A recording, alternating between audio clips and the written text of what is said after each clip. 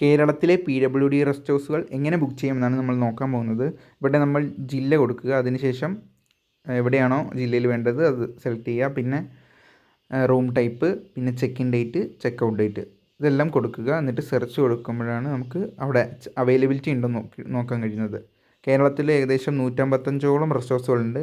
ഏതൊരു സാധാരണക്കാരനും നിൽക്കാൻ, അതായത് കുറഞ്ഞ ചിലവിലുള്ളൊരു ആർക്കും താങ്ങാവുന്ന രീതിയിലുള്ള ഒരു ബഡ്ജറ്റിലാണ് റൂമിൻ്റെ റേറ്റ് വരുന്നത്. അതിനുശേഷം ഇവിടെ നമുക്ക് കാണാം ക്രിയേറ്റ് ആൻ അക്കൗണ്ട് അടിയിൽ. അപ്പോൾ അത് ക്ലിക്ക് ചെയ്തിട്ട് പുതിയൊരു അക്കൗണ്ട് ഉണ്ടാക്കണം. അതിനുശേഷം മാത്രമേ നമുക്ക് റൂം ബുക്ക് ചെയ്യാൻ പറ്റുള്ളൂ. അപ്പോൾ ഇവിടെ ക്രിയേറ്റ് ആൻ അക്കൗണ്ട് നമ്മൾ ക്ലിക്ക് ചെയ്തു. അതിനുശേഷം ഇവിടെ രജിസ്റ്റർ എന്നുള്ളൊരു അവിടെ കാണാം, രജിസ്റ്റർ സ്ക്രീനിൽ കാണാം. അവിടെ നമ്മുടെ നെയിം ചോദിച്ചിട്ടുണ്ട്, നെയിം കൊടുക്കുക. മൊബൈൽ നമ്പർ ഉണ്ട്, മൊബൈൽ നമ്പർ കൊടുക്കുക. ഇമെയിൽ ഉണ്ട്, ഇമെയിൽ ID യും കൊടുക്കുക. എല്ലാം വ്യക്തമായിട്ട് തന്നെ കറക്റ്റായിട്ട് തന്നെ കൊടുക്കുക. എന്നിട്ട് രജിസ്റ്റർ ചെയ്യുക. രജിസ്റ്റർ ചെയ്യുമ്പോഴത്തേക്ക് നമുക്കൊരു OTP വരുന്നതാണ്. OTP കറക്റ്റ് അടിച്ച് കൊടുക്കുക. അതിനുശേഷം നമ്മുടെ യൂസർ നെയിം നമ്മുടെ മൊബൈൽ നമ്പർ തന്നെ ആയിരിക്കും. അതിനുശേഷം നമ്മൾ പബ്ലിക് ആണെങ്കിൽ പബ്ലിക്, ഗവൺമെൻറ് എംപ്ലോയിനെ അത്. അതിനുശേഷം നമ്മൾ തിരിച്ച് ഈ പേജിലേക്ക് തന്നെ വന്നിട്ട് നമ്മൾ ലോഗിൻ ചെയ്യുക. നമ്മുടെ നേരത്തെ അടിച്ചു കൊടുത്തിരിക്കുന്ന ആ ഒരു മൊബൈൽ നമ്പർ വെച്ച്. എന്നിട്ട് ആ ക്യാപ്ചയും കൂടെ അങ്ങ് അടിച്ചു കൊടുക്കുക. അപ്പം നമുക്ക് ഇങ്ങനൊരു ഓപ്ഷൻ വരും. അതായത് ഇവിടെ നമ്മൾ നമ്മുടെ പ്രൊഫൈൽ കംപ്ലീറ്റ് ആക്കണം. കംപ്ലീറ്റ് ആക്കാൻ വേണ്ടിയിട്ട് നമ്മളിവിടെ ഇപ്പോൾ രണ്ടാമത്തേലാണ് വന്നിരിക്കുന്നത്. ഒന്നിൽ നമ്മുടെ പേര് ഇതൊക്കെ വന്നിട്ടുണ്ടാവും ഓൾറെഡി. രണ്ടാമത്തേൽ ഇവിടെ നമ്മൾ address, city, state, district, nationality, post office, pincode ഇതെല്ലാം വ്യക്തമായിട്ട് കൊടുക്കുക. വ്യക്തമായിട്ട് കറക്റ്റായിട്ട് തന്നെ. അതിനുശേഷം ഇവിടെ കാണാൻ കഴിയും bank details. Bank details mandatory അല്ല.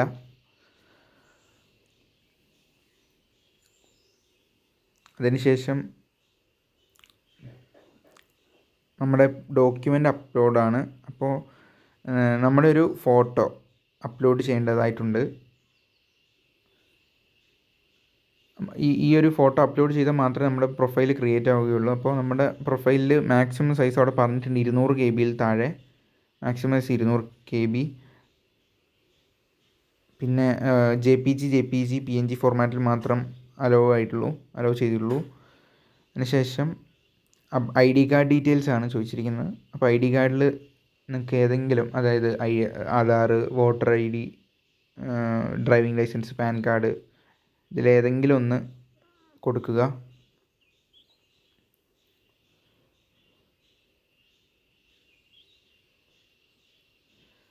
ID നമ്പറും ചോദിക്കുന്നുണ്ട്. ID ടൈപ്പ്, ID നമ്പർ, അത് കഴിഞ്ഞ് നമ്മുടെ ID കാർഡ് കൊടുക്കുക. ഇത് ഈ 2 ഫോട്ടോഗ്രാഫ്, അതായത് മേളിൽ നമ്മുടെ ഒരു പ്രൊഫൈൽ ഫോട്ടോയും ID കാർഡും അപ്ലോഡ് ചെയ്താൽ മാത്രമേ നമ്മുടെ പ്രൊഫൈൽ കംപ്ലീഷൻ ആവുള്ളൂ. ഇതിന് ശേഷം നമുക്ക് നമ്മുടെ പഴയ സൈറ്റിൽ പോയിട്ട്, അതായത് ഇതിന് മുന്നേയുള്ള ആ ലോഗിൻ പേജിൽ ലോഗിൻ ചെയ്ത് കഴിഞ്ഞാൽ നമുക്ക് റൂം അവൈലബിലിറ്റി നോക്കിയിട്ട് ബുക്ക് ചെയ്യാവുന്നതാണ് സാധാരണ പോലെ.